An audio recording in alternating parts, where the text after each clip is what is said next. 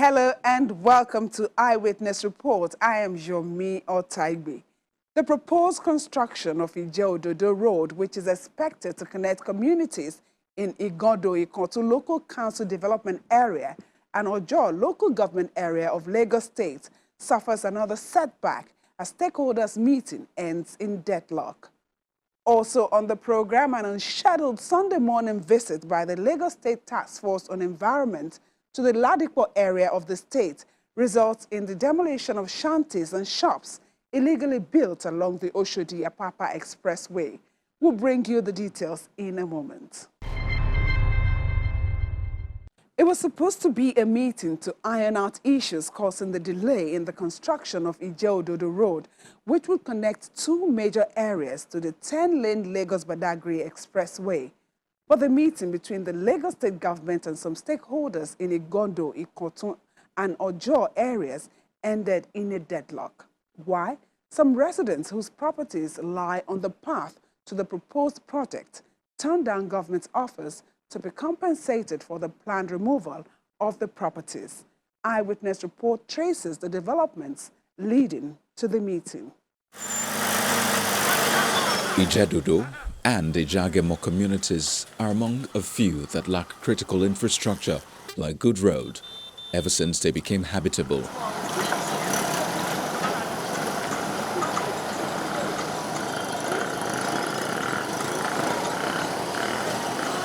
The road has never been tarred.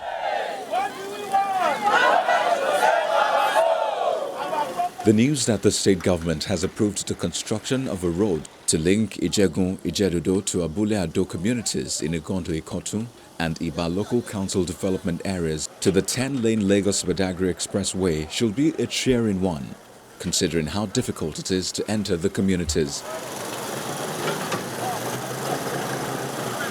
But that wasn't the case for some members of the community.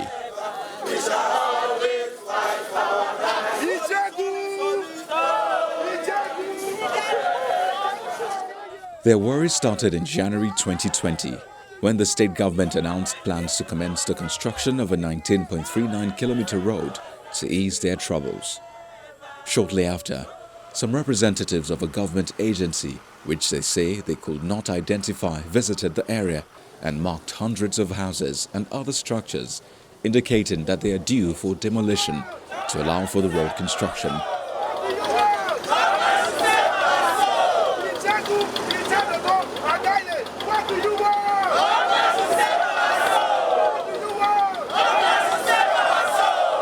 They perceived that the proposed road construction has been diverted from the original plan. This is last bus stop of Ijegun, and at this junction, this last junction, we have schools, Ijegun Primary School. And at this junction, this roundabout is there. This is how the road goes. And it comes in like this. The road goes this way. This is Ijagemo. Ijagemo is Ijegun extension. It's part of Ijegun. Why? This is Ijeododo. You see, this particular black signifies the road. That's 16 road. Enter from Ijegun. This particular red, this ones, goes on this Ijeododo. This Ijeododo, it goes in.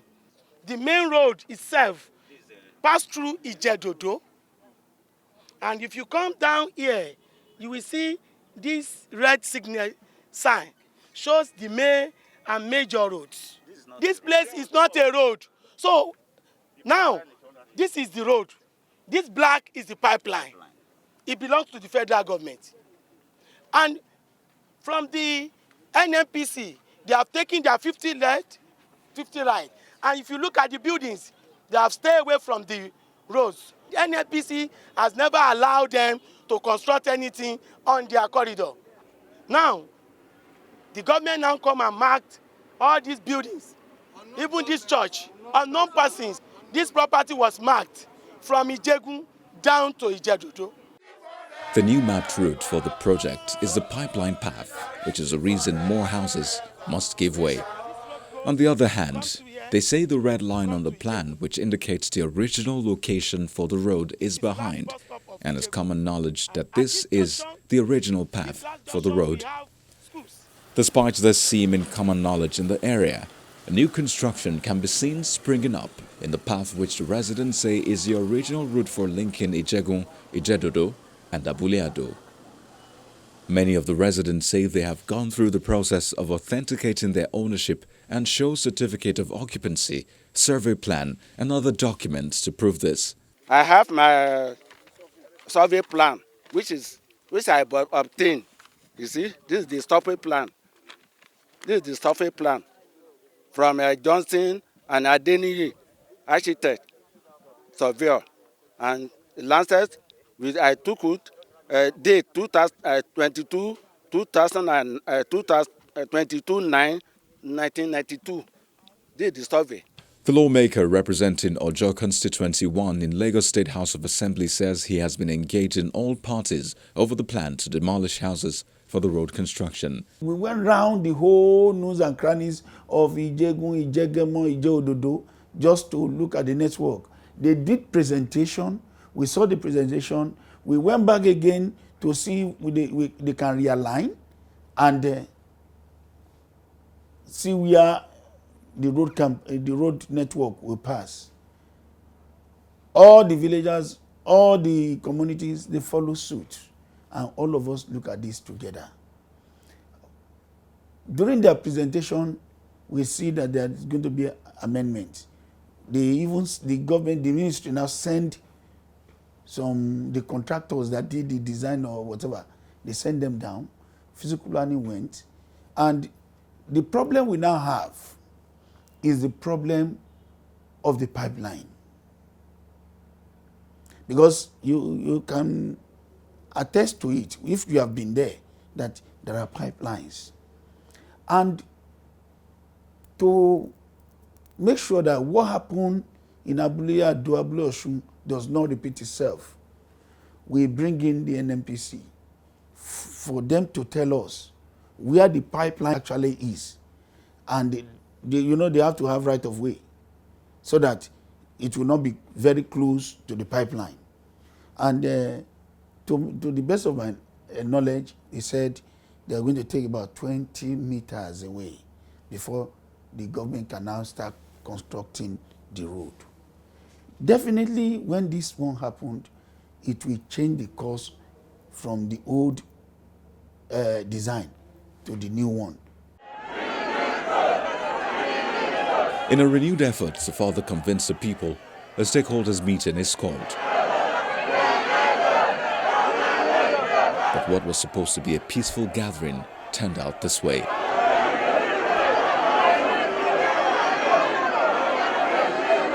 Two groups chant in support and against government's plan to construct a road that will require some houses to give way.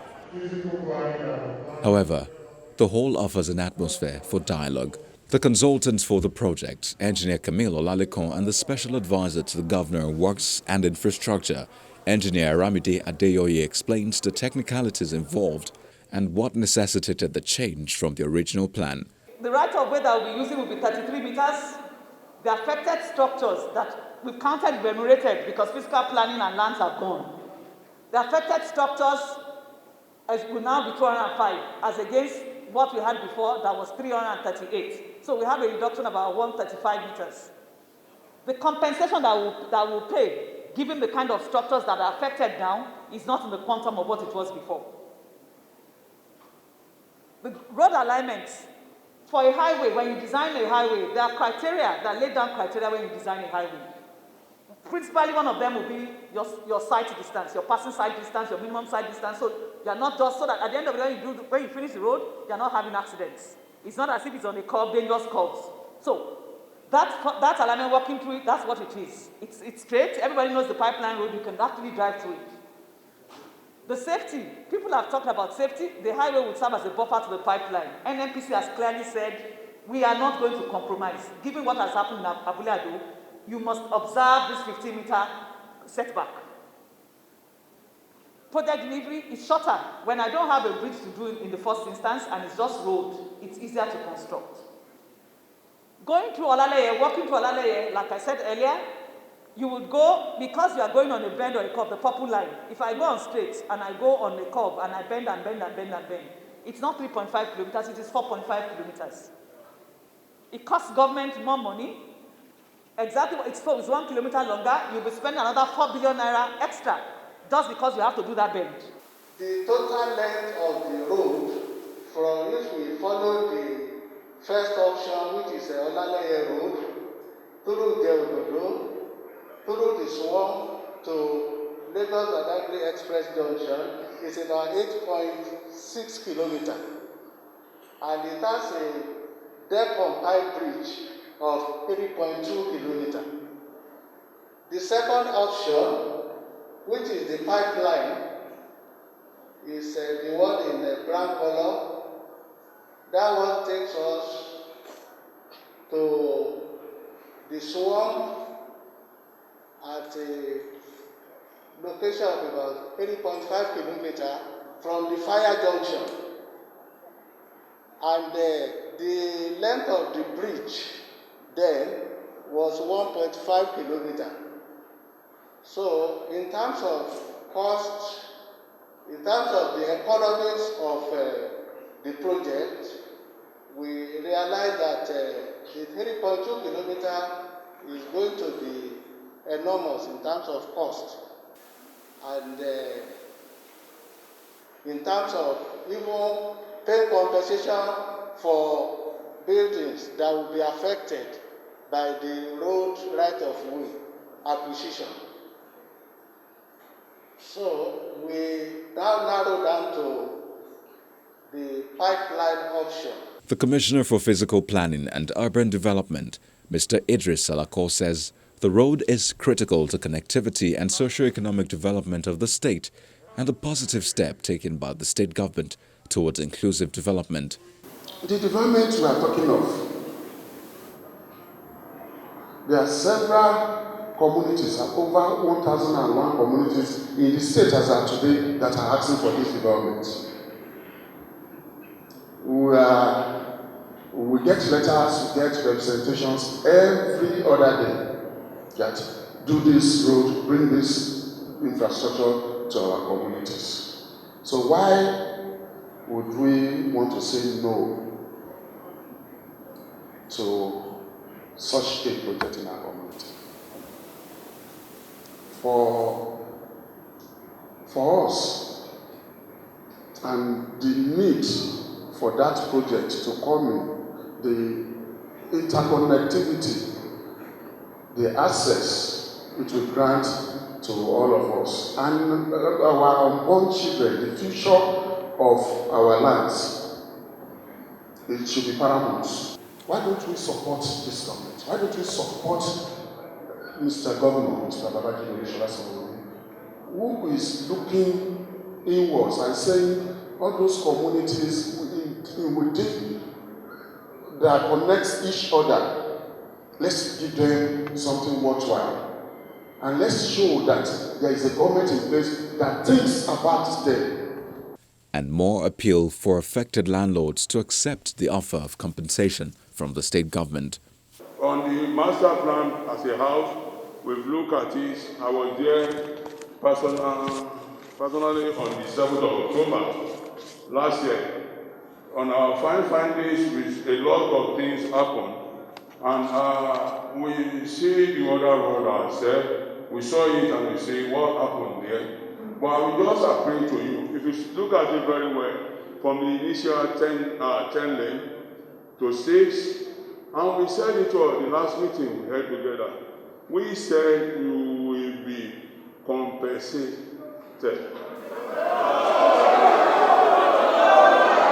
The reactions to these explanations and appeals are greeted with opposing responses. Some insist that government must maintain the original plan, while others supported government's intention to remove properties along the way to allow for the road construction. Let's go back to the government's original road that the matter, even before we bought the land and started the development, that is our plea to the government. How can they build the proposed road, the original proposed road, and now they come to our here that they want to demolish our building?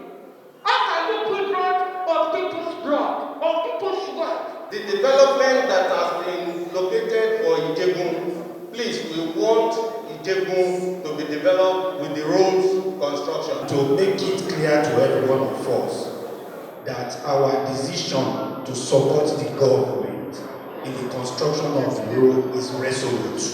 Government was deliberate. They acquired the right of way, and people have built there over time. You say you have your survey. This land is free of acquisition. Is this?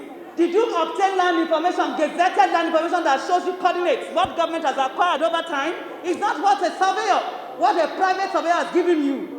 That is sometimes ignorant. I'm telling you, and I can tell. Madam, calm down. Calm down. It's the same thing in regional road. As it is in coastal road, so also it is in regional road. Government acquires right of way. Yes, they tell you this is it. But people are often, because development is always, the roads infrastructure comes slower than people's private developments. By the time government gets there, people have already acquired the right of way. Further move by the Commissioner and the Special Advisor on works to pacify the affected landlords to accept compensation yields no positive response. After the meeting, the lawyer to the affected landlords has this to say about the next step. I just want to say that hence we have obeyed, we have honored their invitation by coming here, and they have stated their side of their position, and we have stated our position. We cannot say that we will overrule theirs here and now, and yes, they have decided not to let us know if they are going to impose their decision on us. But we are using this medium to say that we are already in court, and we shall meet in court, where there will be fair hearing, justice for both parties. Meanwhile, the Ministry of Physical Planning says the contractor has already been paid to commence work. The next line of action is not known for now. Perhaps more engagement would allow parties involved to reach a truce that will benefit all.